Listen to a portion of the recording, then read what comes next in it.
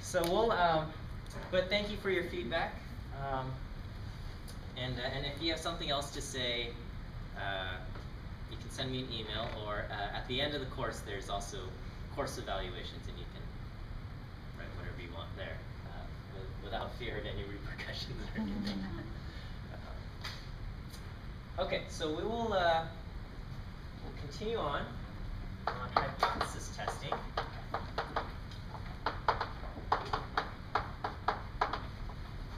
And I know we already talked a good amount about it last week, and so maybe some of this will feel like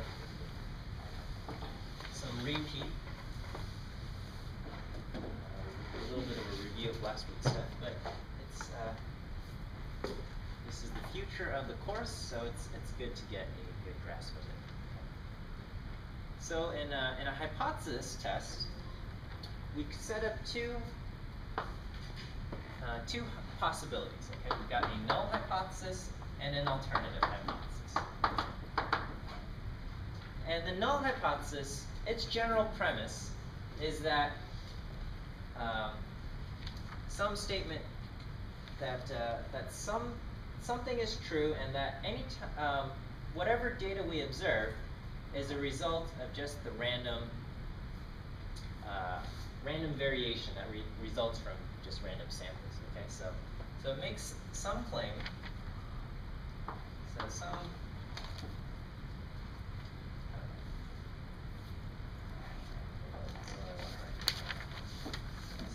in general, it's usually the mean of one group is equal to maybe the mean of the other group. Okay, so this might be our generic null hypothesis, and it implies the two populations have the same mean.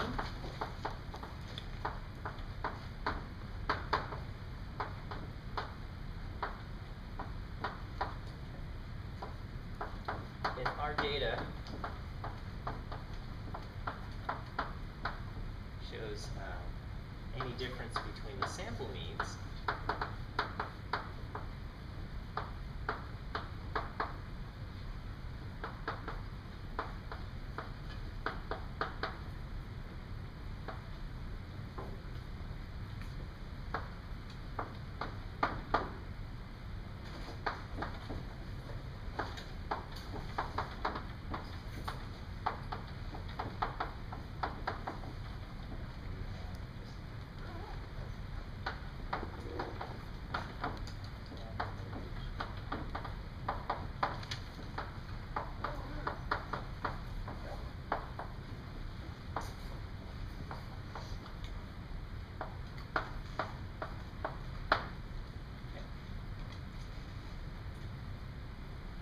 and then the alternative, we write something else. We write mu1 is not equal to mu2, or maybe we write that the population of group 1 is larger than the mean of group 2, or the mean of group 1 is smaller than the mean of group 2. Okay. And so here is that populations do not have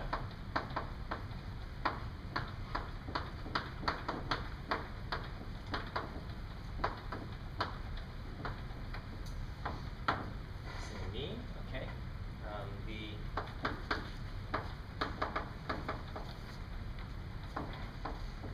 The differences observed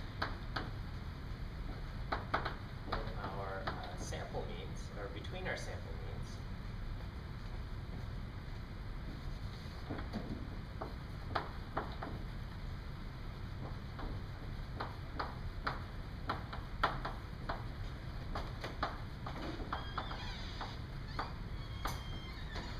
is a result of random variation.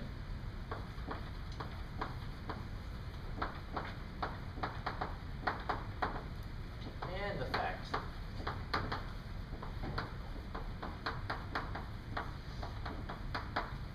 the population means are different.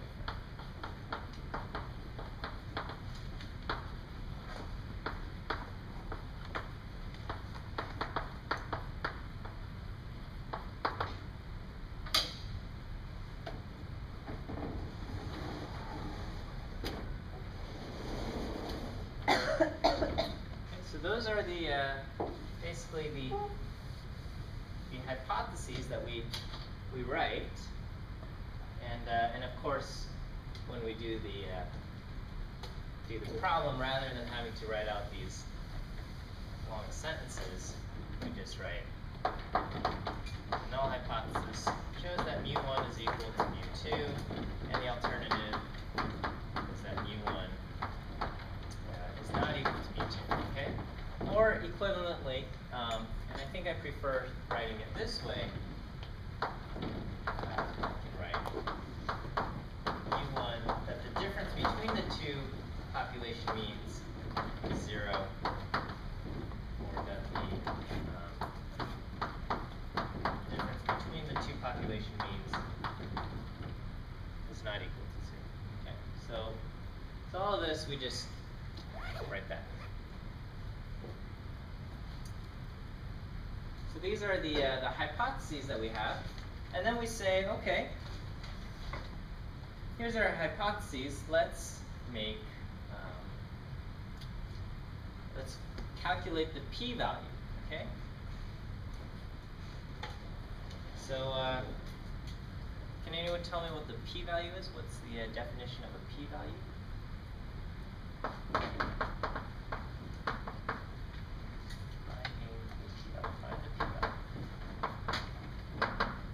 What's our p-value?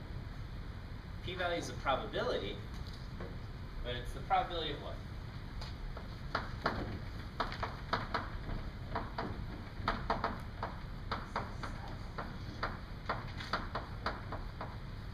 It's not the probability of a success.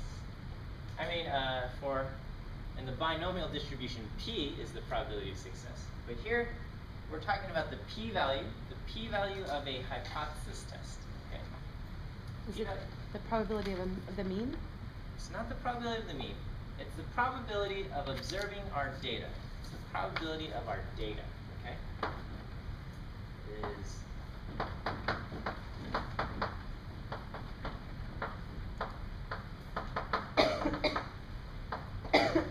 Of observing our data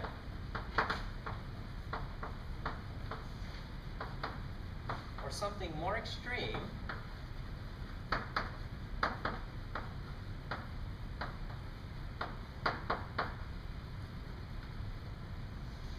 If the null hypothesis were true.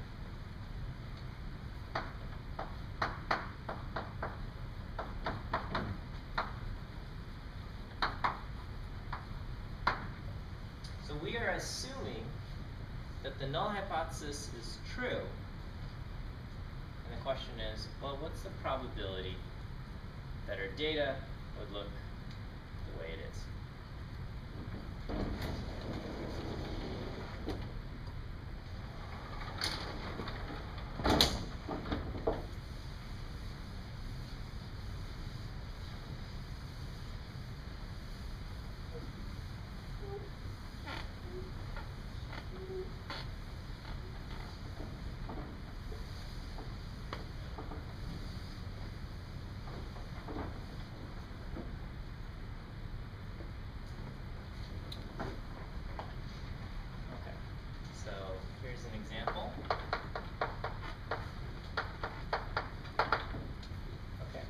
Maybe somebody says, you know, in elementary school. Well, let's be a little more. Let's pick one of the grades. Okay, so let's say in 4th grade. In 4th grade, are boys taller than girls, or are girls taller than boys? Okay, well, here's the question. In 4th grade.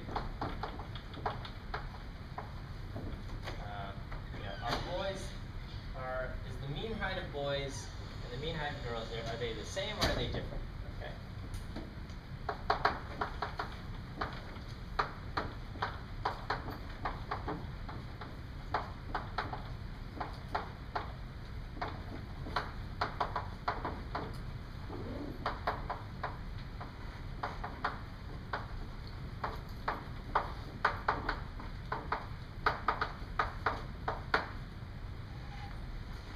So here, that's the question.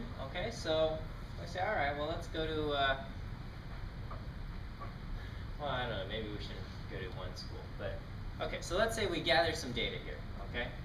So, one of the assumptions is that our data is a representative sample of the population. So if you go to one elementary school, you're probably not going to get a representative sample of the population, but maybe it's reasonable to think it could be representative. I don't know.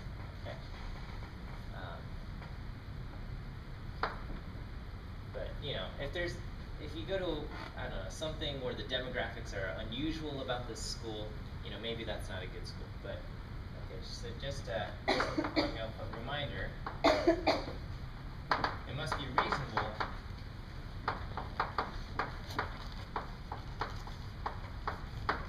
to believe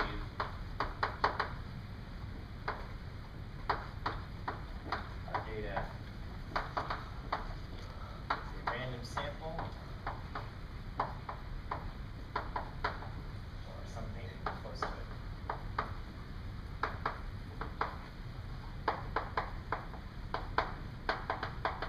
Okay. The truth is, pulling off a random sample is very difficult to do. So anytime you read studies, you got to ask yourself about this. You know, how did they select the people? Okay. So anyway, let's say for the boys, let's say we got, I don't know, 18 students, and for the girls, 20. And I don't know, how tall is a fourth grader? 5 feet? Yeah, a little bit shorter, right? I'm trying to remember. Like when I was 10 years old, I just became tall enough to ride like Batman the Ride at Six Flags or something. So maybe I was a little bit on the shorter side. So I don't know. Okay, I'm making up numbers here. All right. So don't say this is the true average. Okay, we'll say 56 inches. I don't know. That's a little shorter than 5 feet. That's 4'8". Fourth grade. That sounds about right. I have no idea. All right, and then we'll say the standard deviation. Okay, so this is one sample. This is okay. So this is data from the sample, right? This is not the population. And then I should put a subscript 1 and a subscript 2. Okay. What about for the girls? Does anyone remember how tall they were when they were? No. Nobody remembers. Okay. All right. So let's say 56.8. Okay. And standard deviation 2.7. Okay. Again, making up numbers. If we go to the doctor, they might say, no, these numbers are bad. Okay. All right. So what we're observing is that in our sample of boys and girls, the average height of the girls was 0.8 inches higher than the average height of boys. Okay? So is this difference, is this a significant difference or not a significant difference? Okay? Is this evidence, does our data provide evidence that the mean height of boys and girls are different?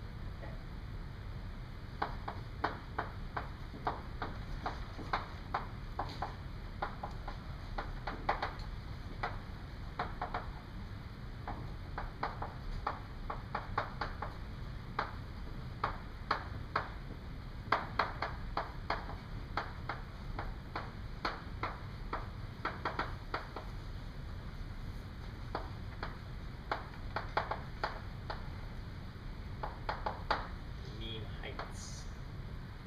Okay. That looks terrible. But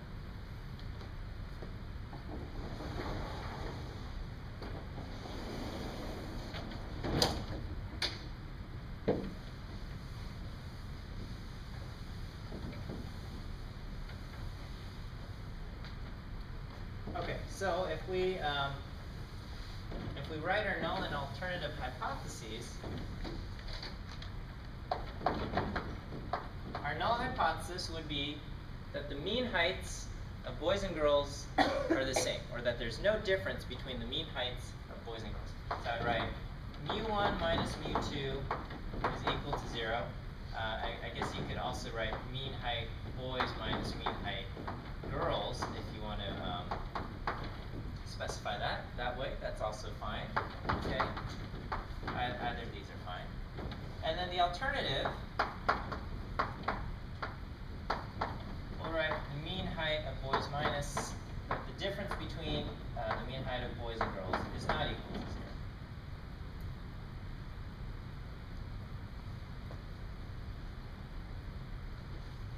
So if I were to take a random sample, and if this thing were to be true, okay, so if there were truly no difference between the mean height of boys and the mean height of girls in 4th grade,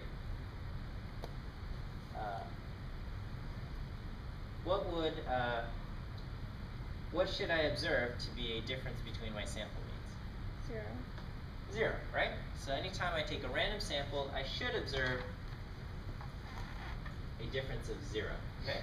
But of course, because of the nature of random sampling, I might not necessarily get a difference of 0.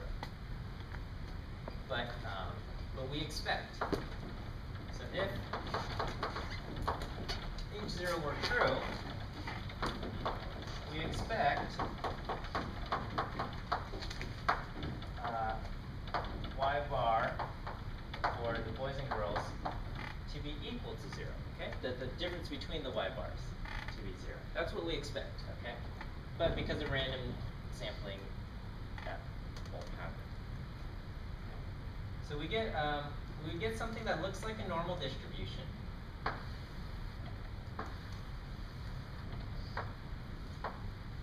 Where the center is at 0. Our standard deviation depends on our population standard deviations. But again, we don't know our population standard deviations, so we've got to estimate it, and so we are going to deal with our standard error. And this is the same standard error that comes from confidence intervals. Okay, and so this is s1 squared over n1 plus s2 squared over n2.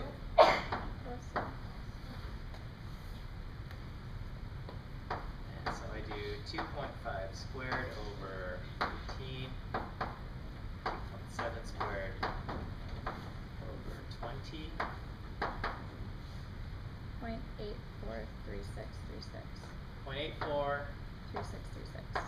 3636. Okay. 36. Great.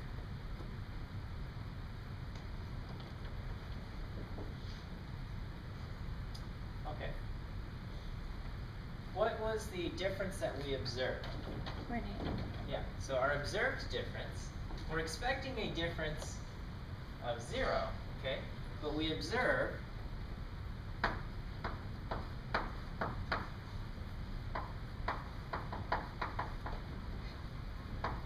difference of 56 minus 56.8 equaling negative 0.8. Okay, so we observe a difference of negative 0.8 inches.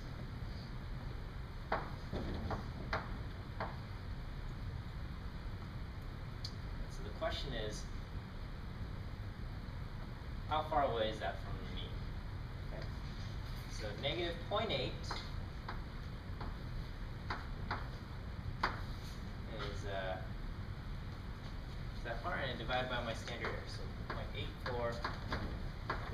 Okay, so this is my test statistic, where I'm taking my observed difference minus what I expected divided by standard error. 0.948. So my test statistic is negative 0.948.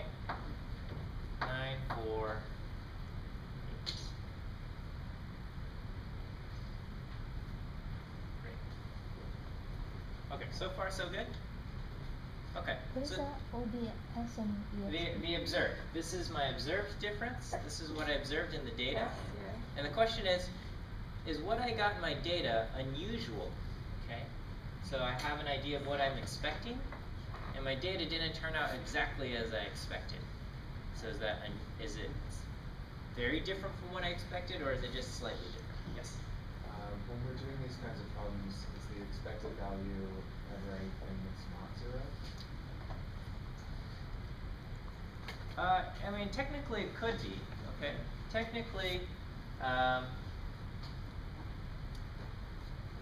it could be something other than zero. In almost all of these examples, we're putting 0 in the middle.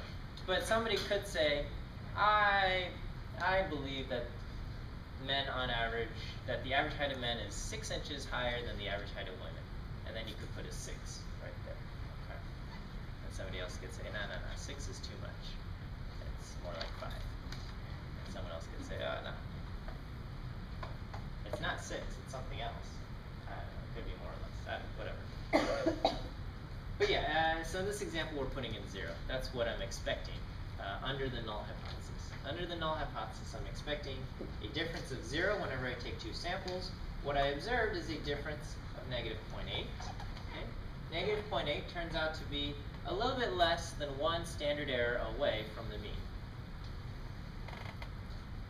Okay, so at this point, we have to turn to our t-table to figure out our p-value.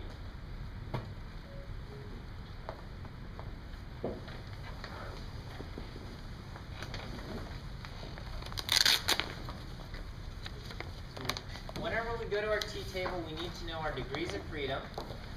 So how many degrees of freedom do we have for this problem? 36.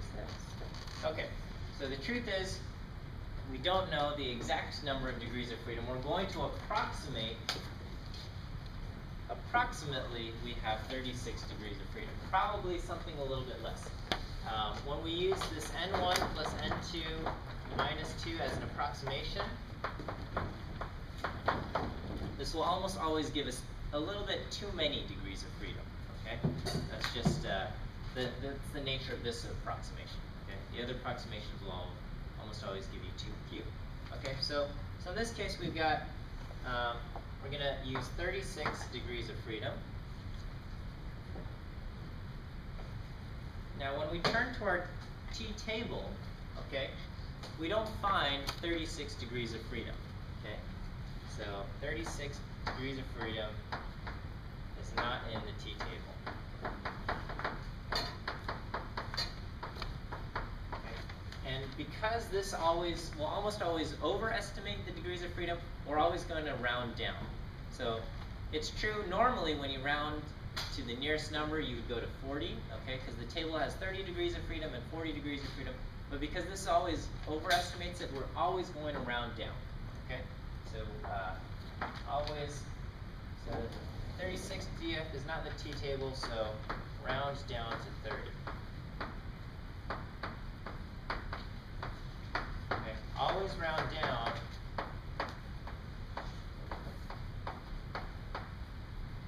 if the df is not in the table.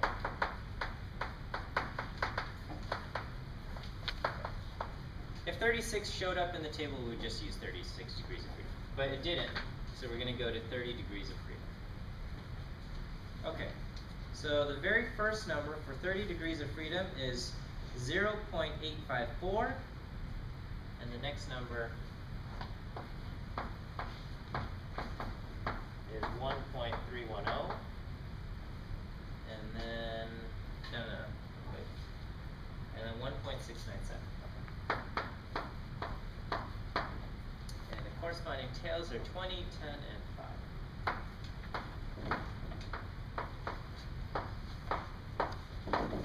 Okay, so we have negative 0.948.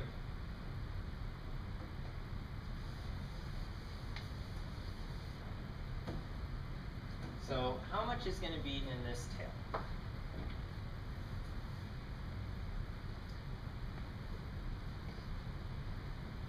So my score is negative 0.948.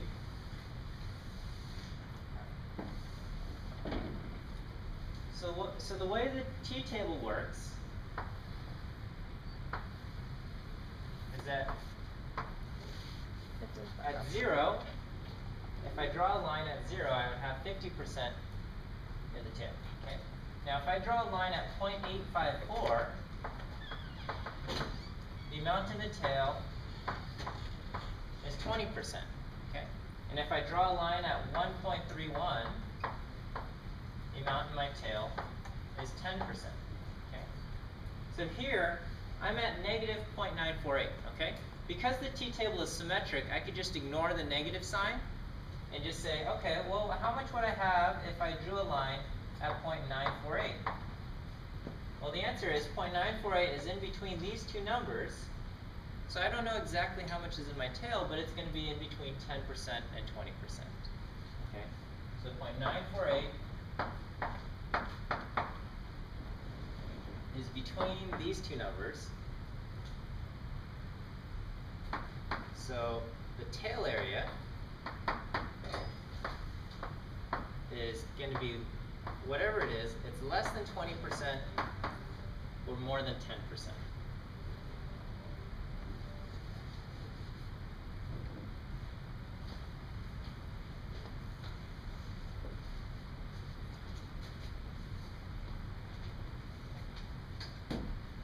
You know, I miss the old school Nokia ringtone. What is that? Right? We don't hear that anymore. Whatever happened to Nokia? Does anyone own a Nokia phone? Used to. Still? You do?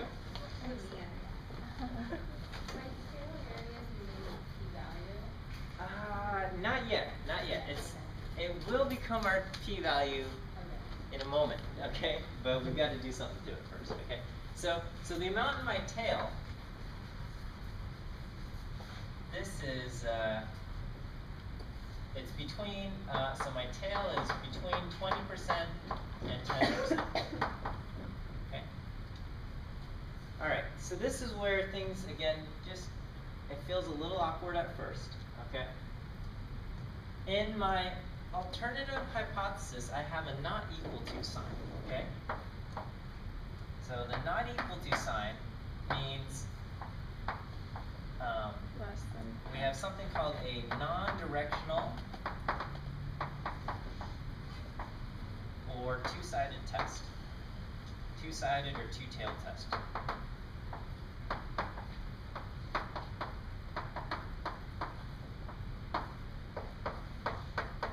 Okay.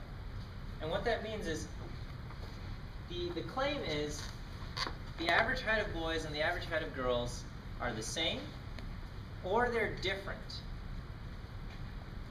And because we didn't specify, so somebody says, you know, I think the average height of boys and girls are the same. Someone else says, no, that can't be right. The average height's got to be different. Okay?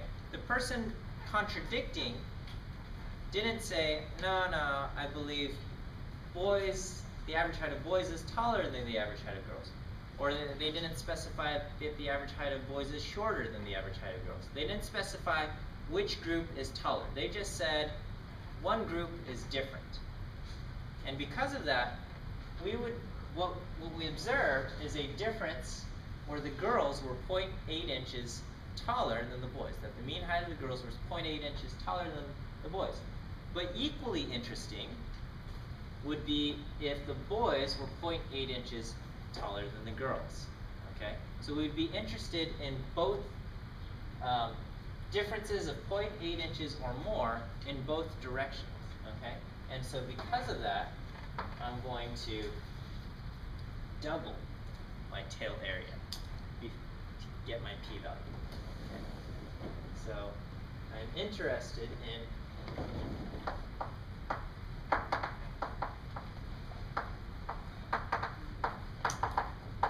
differences of 0.8 inches or more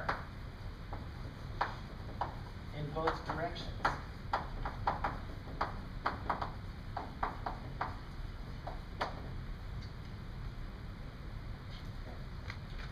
And so I look at possibility of getting 0.8 inches or higher, and negative 0.8 inches or lower. So my total tail area, which is now my p-value, my total p-value is now going to be between 20% and 40%.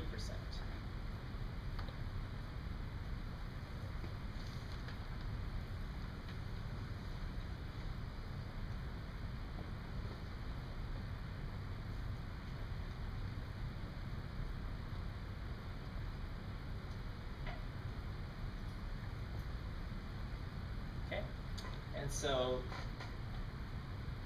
again, my p-value is a probability. So this says if the null hypothesis were true, okay, if the average height of boys and girls were actually the same,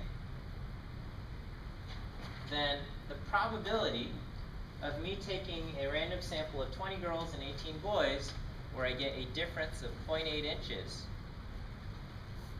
I have between a 20 to 40% probability that that will happen just because of the random nature of the random sample.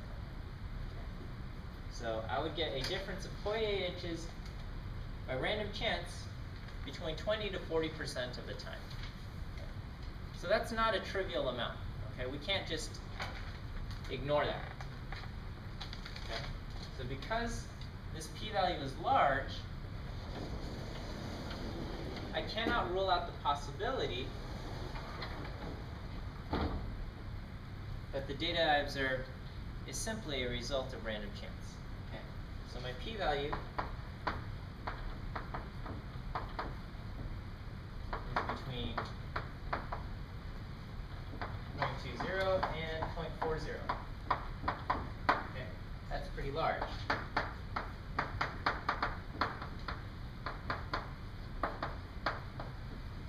So I cannot rule out the possibility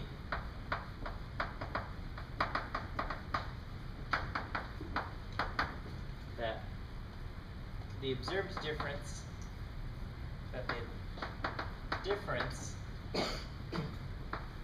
of 0.8 inches between the sample means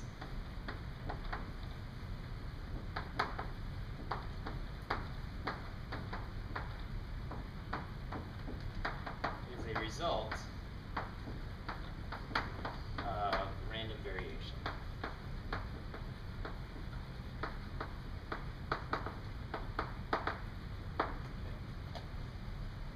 So my conclusion is no. Does our data provide evidence that the mean heights of boys and girls are different? No. This data is not enough evidence for us to conclude that their mean heights are different.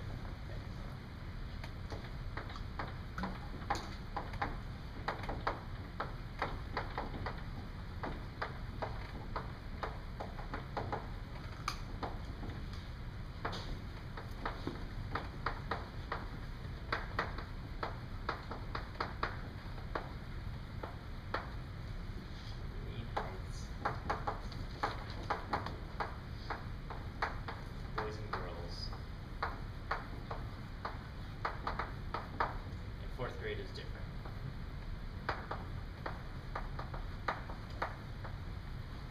Okay, for 4th grade.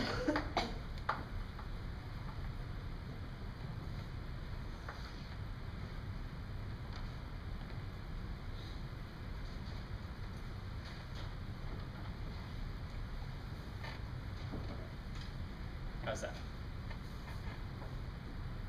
Good?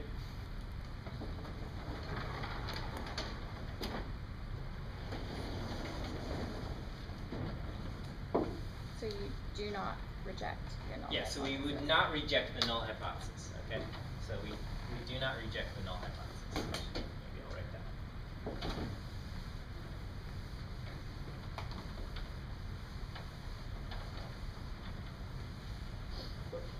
So we don't reject it, but we also don't accept it.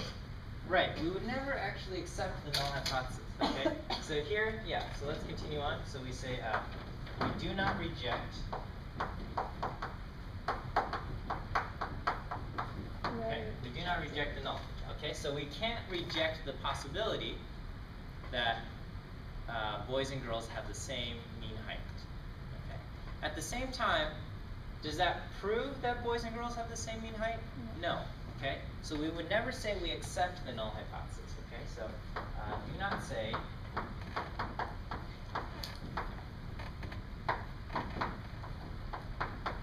we accept the null hypothesis. Okay, the data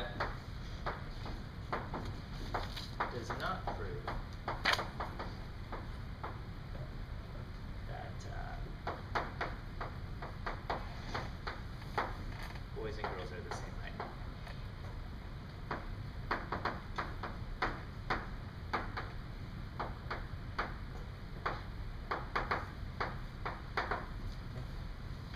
How would we be able to prove that, or is it outside the scope of what we How can- could you prove that the mean height of boys and girls are the same? You can't, okay? The only way you can is by measuring the entire population, okay? So once you, because we're trying to say, we're trying to make a statement about the mean of the population 1 and mean of population 2, okay? And, I mean, the bottom line is, if we were to measure, if we were to somehow, I don't know, somehow round up all 4th grade boys and all the 4th grade girls and measure all of them in the United States, we could conclusively come to this answer, okay? But I can almost guarantee you that it's not going to be exactly the same. Maybe it's off by less than a millimeter. I have no idea, okay? But yeah, the only way we could actually prove anything about the values of the population, the parameters, is if we actually measured the populations directly, which we can't do. Yeah, Stephen. But you're never really, like in this form of argumentation, you're never really trying to prove the null hypothesis. Yeah, anyway, you're right? not trying You were to only prove. testing for HA. You're only Right. You're not right. testing for. So the data, we only use our data to support the alternative. Okay. So yeah, well, I guess we'll talk more about this. And I think these are some of the questions that people got upset with me about. but yeah, the data, we only use the data to try to support the alternative. Okay, so we can never say we accept the null. Okay, however, if our data supports it, we can say we reject the null and we accept the alternative. Okay. We can say that. So if you just think of a criminal case, all right, the way our justice system is set up is that we presume the defendant is innocent until proven guilty. Okay? So the way it's set up is that when the evidence comes forward, technically, the evidence never proves that the defendant is innocent. Okay? Now, of course, it's not so clean cut, and sometimes things do kind of prove that the defendant is innocent. But I mean, the way it's set up is, what do they say? The onus or the burden of proof falls on the prosecution, right?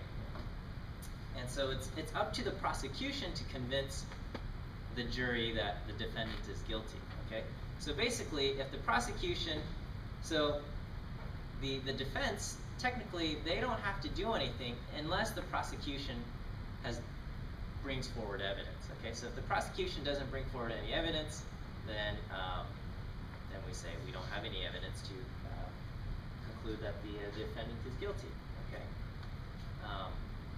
And maybe the prosecution brings forward some evidence or something. Okay?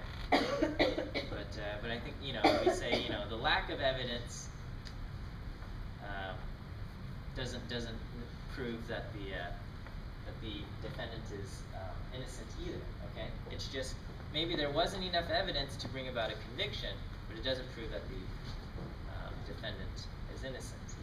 At the same time, on the other hand, if the prosecution has an overwhelming amount of evidence, then you conclude that the defendant is guilty. Okay, and so the jury will say, you know, we find the defendant guilty, okay? And so that means they've accepted the idea that the defendant is guilty, okay? So, yeah, so we do not reject them, okay? On the other hand, so let's just say,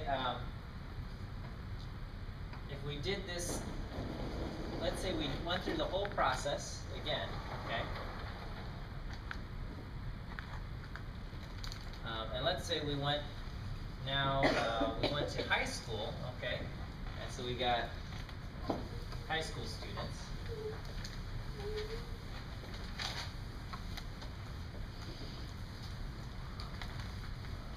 Alright, so by the time the students are in high school,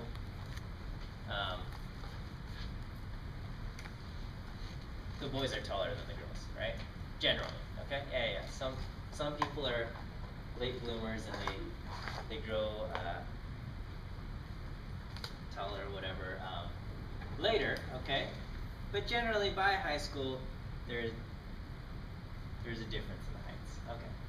So let's say you know, we come back 8 years later and okay, so average height of a boy in high school, whatever, okay, 68 inches, I'm making stuff up, okay, and girls will say 64 inches, okay, so some guys still have some growing to do, okay. So at this point, you know, is there evidence? Okay, so we can go through the same problem. Okay, well, here, I'll leave it as an exercise to you right now.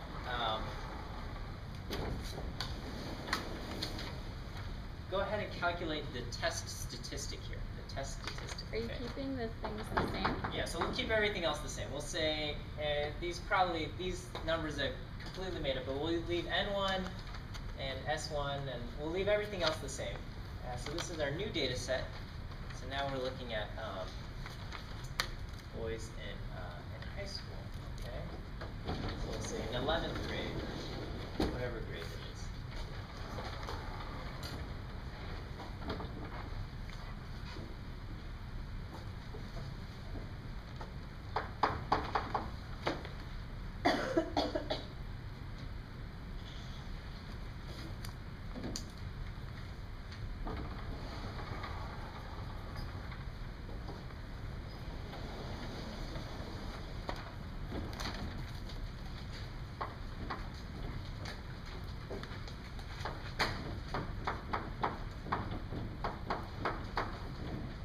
Interesting. In the United States, the growth spurt and all of those changes in your body happen around, you know, 12 to 15-ish. But in the other countries, it's like way later or sometimes earlier. It depends. And it's, you can do, is there evidence of the difference between the mean age at which these changes happen?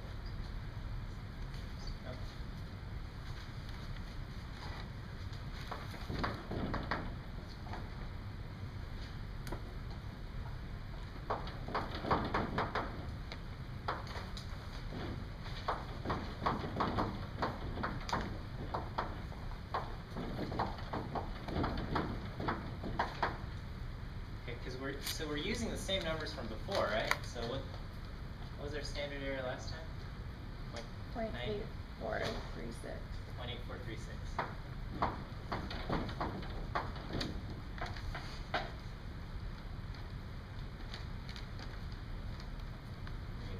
So if it's like way off the scale, do you just use the the 0.0005? Mm-hmm.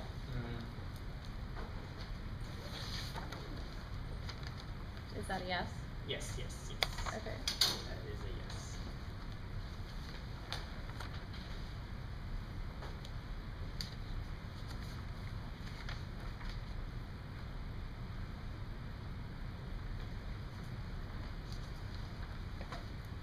Okay, so my observed difference,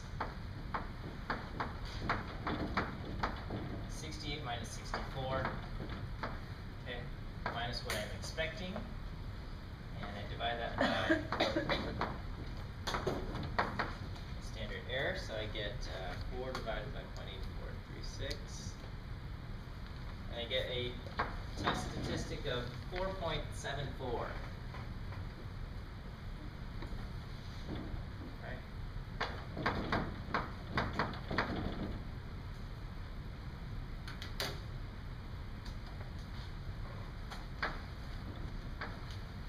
So under the null hypothesis, I'm expecting a difference of 0.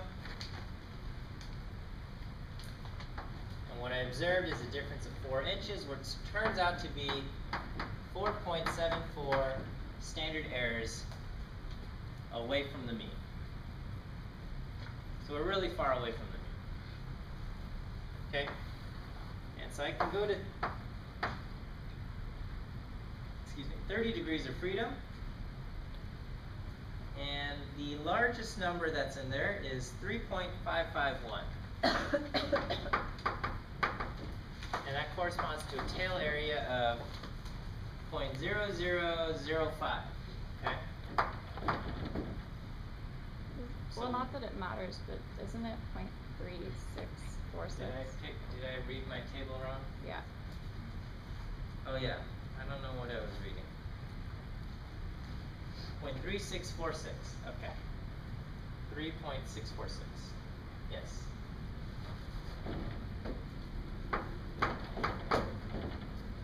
Okay, for 30 degrees of freedom. So if I were to draw a line at 3.646, the amount in my tail would be 0.0005. Okay, but I'm drawing a line at 4.74. Okay. So I'm going even further out. So here, I don't know exactly what's in my tail, but I do know for sure that my tail area is less than 0.0005. Okay. And again, my alternative is that we've got a not equal to sign here. So equally interesting, but much less likely, would have been if the girls' mean height were 4 inches taller than the boys' mean height. Okay, so that would have been also interesting. And so that tail cannot be ignored. And that tail area is less than 0.0005 as well. So the total area in my tail, which is going to be my p-value, is going to be less than 0.001. Okay, so 1 in 1,000. Less than 1 in 1,000. Probably much less than 1 in 1,000, but we don't know for sure, so we're just going to leave it at that. P-value is less than 1 in 1,000. Okay. So because this number is so small, because my p-value is so small, I'm willing to rule out the possibility that it happened by random chance, okay? I mean, technically, somebody could argue that high school boys and high school girls have the same average height, and when I took a random sample, I happened to just get this unusual thing where the average height of boys was 4 inches taller than the average height of girls, okay? Somebody could argue that, and I could say, probably not, but they say, well, it was random, so you don't know. And then you say, oh, no. You do have a point, okay? So there is, less than a 1 in 1,000 chance that it could happen by random chance. But it's small enough, or I'm going to say, okay, it probably didn't. I'm going to rule out that possibility. Yes. So on the other one, can you take a look at this really fast? Okay. On the other one, you drew these two. Yes. And on this one, you have the 0.8. So then should that? Yeah. This would be negative 4.74. No. Or no. No. Come on. So this one we wrote the 0.8 for blah blah blah. But then you drew another one where you wrote 0.8 and you put that. Does it matter? Oh, okay. So yeah, no. The question is, okay, so here this is my test, my t statistic, my test Yeah. statistic. This is equivalent in terms of the difference in inches, a difference of 4 or negative 4. Gotcha. So What whether is you're that considered then? What is that second number? this is the observed difference in inches, Okay, gotcha.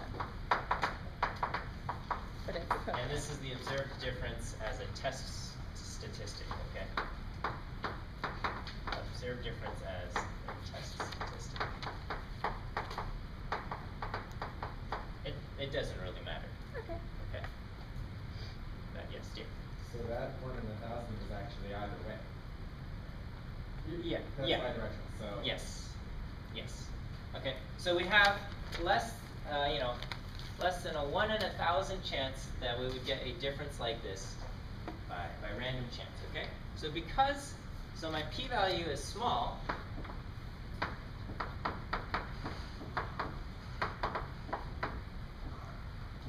So I am willing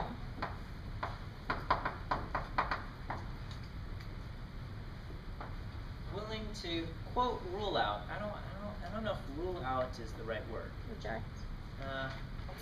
Yeah. I mean, isn't that what you would technically? Yeah. Okay. So my p-value is small, so I'm willing to I'll just say ignore Random variation. the possibility that it happened by random variation.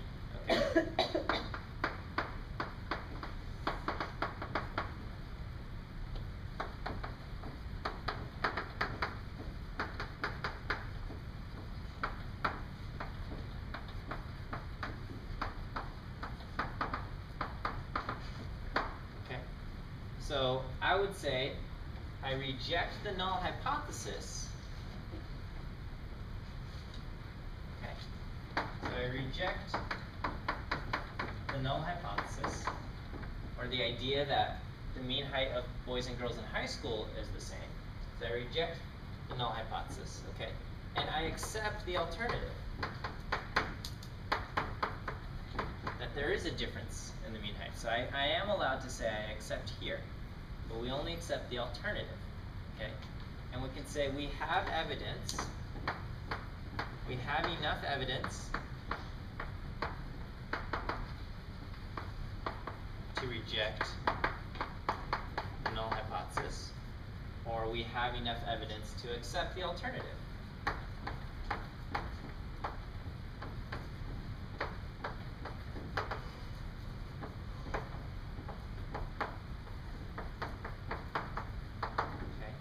Does our data provide evidence that the mean heights of boys and girls are different? The answer to that is yes. Our data provides evidence that the mean heights of boys and girls are different.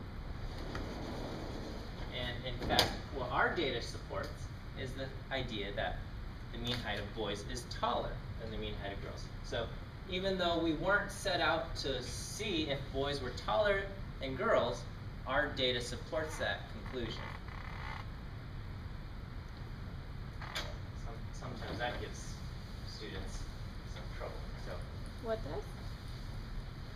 So our alternative hypothesis was non-directional. So Right. we would have been interested.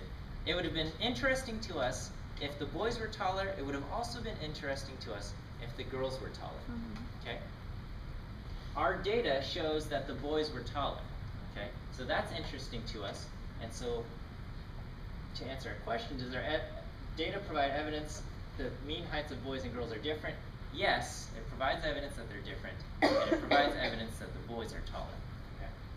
So, answer to our question. So what's a tricky way that you would word that on a test? I'm not trying to word things anything tricky. It just, people always complain that it ends up being tricky. But, I don't know. Like how about what would be a bad way to word that because it's incorrect? Does that make sense? Like, you know how on the other stuff you said do not say that. Yeah.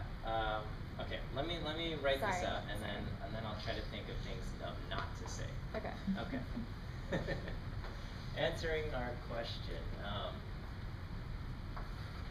It's like, you know, what do you, I don't know. What should you not say? There's a million things you shouldn't say. Okay. Yeah. So answering our question, yes. Data provides evidence.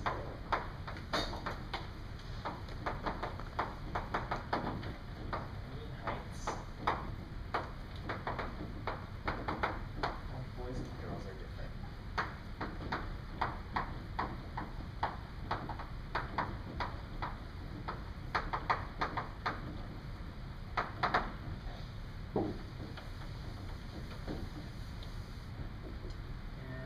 And it also it provides evidence.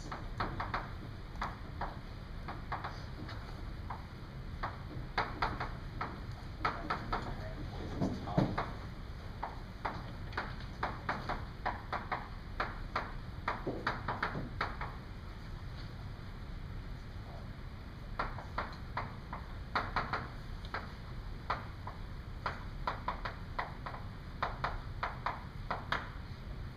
And again, these are always statements about the mean. They're not statements about individuals or the entire population.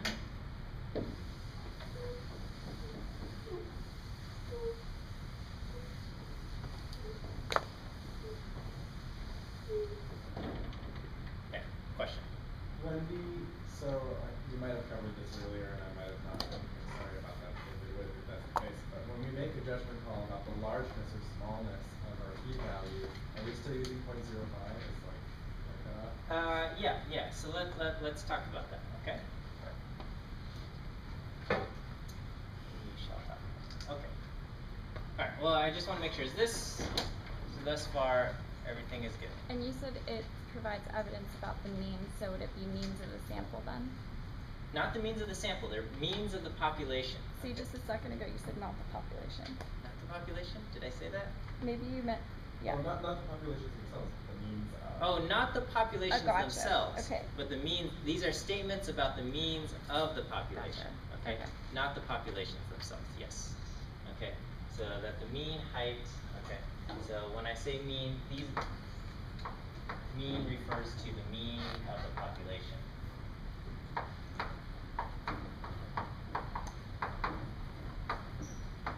Sorry if I'm pissing any of you guys off by asking a zillion questions. No, these are good questions because it's an important distinction, right? Means of the population. That's what we're talking to.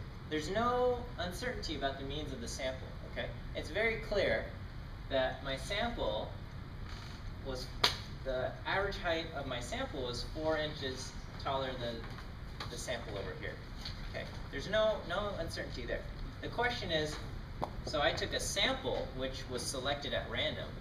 Does this say something about the population? Okay, and that's what all of statistics is about, right? We observe limited data, and we want to make conclusions from our limited data about the populations. Okay, that's what we set out to do with statistics. I think I said that in our first day of class, right? Something around there. Okay. Why do we study statistics? We want to make meaningful conclusions from limited data. So we've got our samples are limited data, and we want to be able to make conclusions about the population from it. Okay? So, whereas before, in 5th grade or whatever, when you did a science fair, you said, oh, this sample had 3.4 and this sample had 3.2. 3.4 is bigger, it wins, Now you have to ask, well, could that have been a result of random chance? Yeah, question. Sorry, I had a question about the scale area. Mm-hmm. The question is asking us to find evidence for the null hypothesis. Do we also double it, or do we just leave it the same? Okay, so we're never actually looking for evidence for the null hypothesis, okay? It's always, do we have evidence to reject the null hypothesis, or we don't?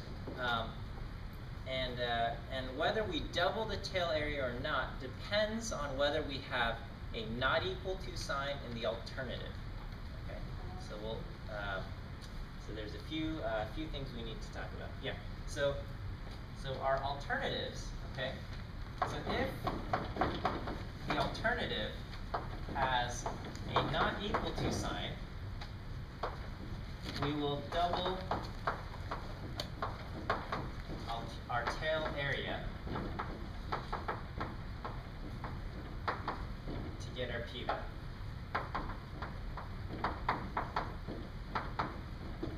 Okay. So that's one rule. Okay. If our alternative does not have a not equal sign, so meaning that we have a greater than or a less than sign, there's two things we need to do. And everybody kind of forgets to do the first one. Well, I don't know if they forget. No, I think they do. I don't know, so maybe this was one of the questions that people complained about on the final. Okay. So if our alternative has greater than or less than, okay, we have to first check directionality. We must first check directionality.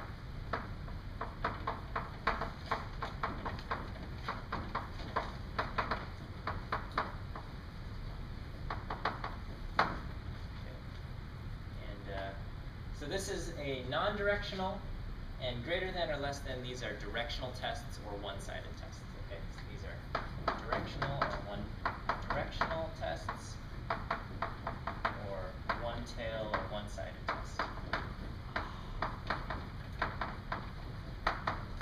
Okay. And I think people forget that we must first check directionality. Okay. So for example, here's my data, okay, with the boys and the girls, and I found y bar equal to 68 inches and y bar 2 equal to 64 inches, okay? What if, so my null hypothesis is mu1 minus mu2 is equal to 0, okay? My alternative, what if I wrote mu1, or mu for the boys, minus mu for the girls is less than 0. What does this alternative state? Negative. The girls are taller. This states that the girls are taller than the boys. Okay? So here I'm investigating, could the means be the same? Alright, so you get in an argument with some person, and this person says, or you see an argument going on between two people, okay? One person says, the average heights of boys in high school is the same as the average height of girls in high school. And the other person says, no, that's ridiculous. The average height of girls is taller than the average height of boys in high school, okay? Okay. So that's what we're saying, okay? That they're the same, or that the girls are taller, okay? And so you go and you collect data, and this is what you get. You get the average height of boys is 68 inches, and the average height of girls is 64 inches, okay? So, does our data provide evidence to support the alternative? No, okay? We have to do the directionality check and just see, does our data even support this notion? Does it even support the idea that girls are taller than boys? No, it certainly does not, okay? So you check directionality, meaning just check to see if your data even makes sense, okay? Okay. Does the data even support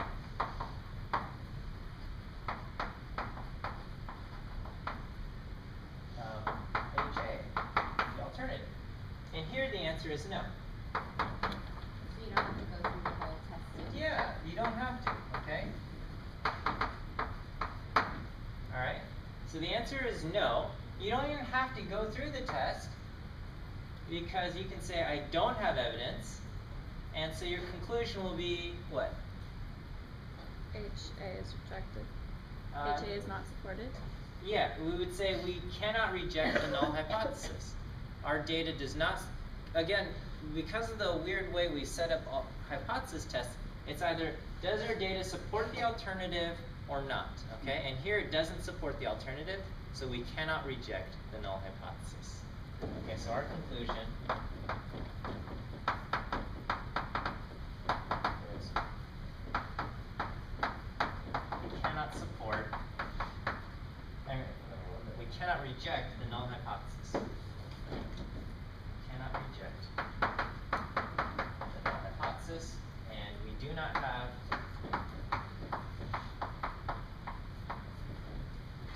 evidence to support the alternative. Okay. Technically, if you did go through the entire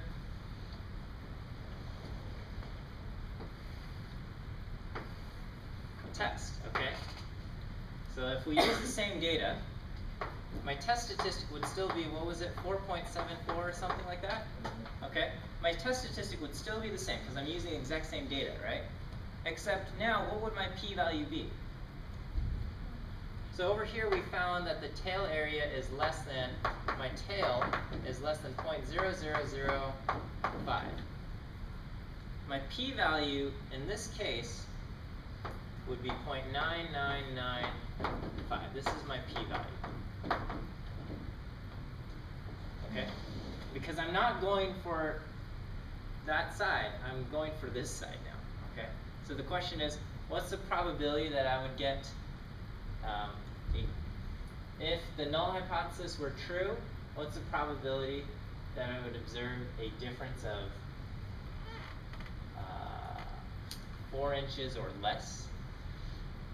Okay? Well, almost 100%. Okay? Practically 100%. If the null hypothesis were true, what's the probability that I would observe a difference of 4 inches or less? Almost 100%. Okay, so that's what you're supposed to do first when you check directionality. Okay, when you have a greater than or less than 2. But I think people forget that and they just jump straight into the data and then they chug away. All right. Okay. Otherwise, okay.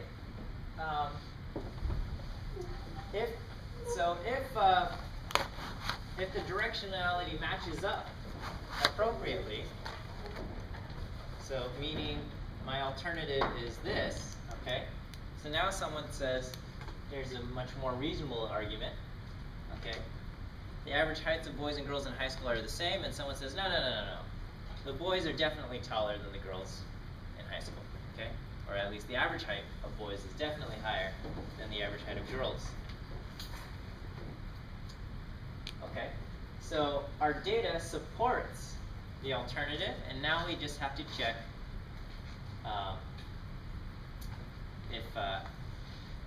if it could have resulted by random chance or not.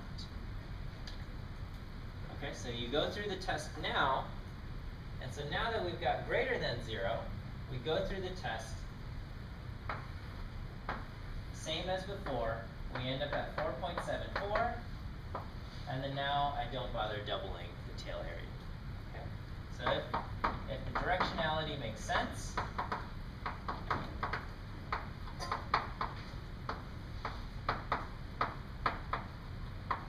okay, continue on with the test.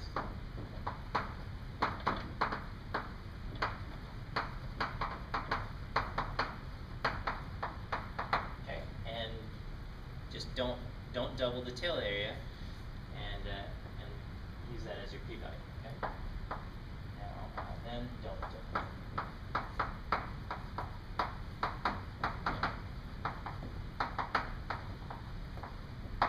Tail area is your p-value.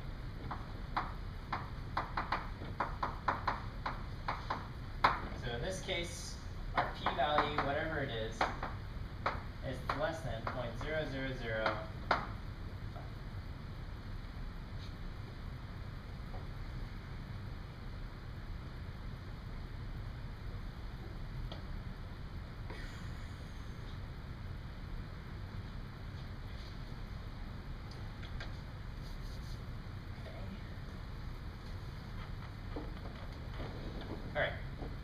Are there any questions on that? No? Okay. Let me pause this.